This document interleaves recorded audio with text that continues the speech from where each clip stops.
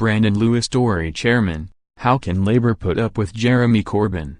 Throughout his time as Labour leader, Jeremy Corbyn has been embroiled in controversy. Behind his rhetoric about a kinder, gentler politics there lurks a veteran hard-left politician, characterized by radical dogmatism and worrying links with those hostile to the West. But even for this ideologue, an appalling new low has been reached as a result of the Daily Mail's revelations about Corbyn's attendance in 2014, only a year before he became party leader, at a wreath-laying ceremony in Tunisia appearing to commemorate a group of terrorists from the Black September organization, which perpetrated the infamous massacre of 11 Israelis at the Munich Olympics in 1972. Through both his attendance at the event and his offensive dissembling this week about his role, Corbyn has exposed himself as unfit for senior public office, never mind his position as the official leader of Her Majesty's opposition. Labour in the past has always had its sincere policy differences with the Conservatives, but its leading figures have belonged to the democratic, patriotic mainstream. Clement Attlee was an army major in World War I, Dennis Healey a beachmaster at the Anzio landings in World War II. Tony Benn served as an RAF officer, and Jim Callaghan in the Royal Navy. But Corbyn is completely divorced from this tradition.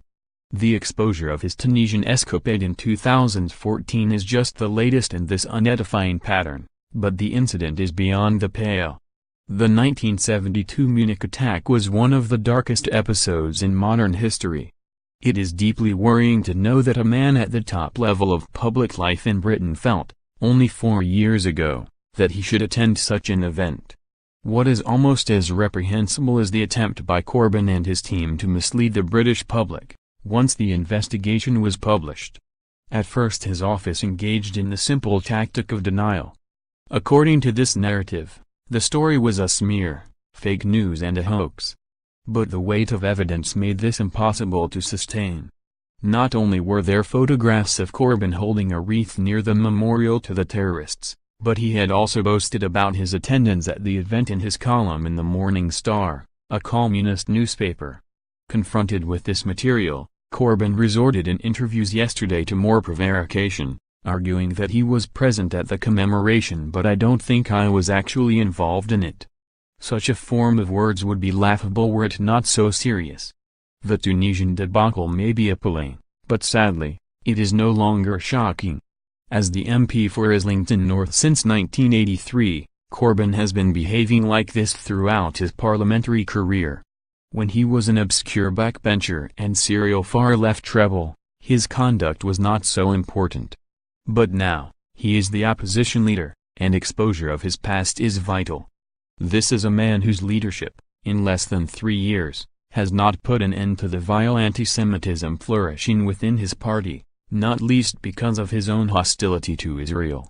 Corbyn has regularly shown contempt for the State of Israel, not just its government and its policies, such as in 2010 when he used the occasion of Holocaust Memorial Day to host an explosively controversial meeting in Westminster at which nauseating comparisons between Israel and Nazi Germany were loudly voiced, something the International Holocaust Remembrance Alliance (IHRA) describes as clearly anti-Semitic.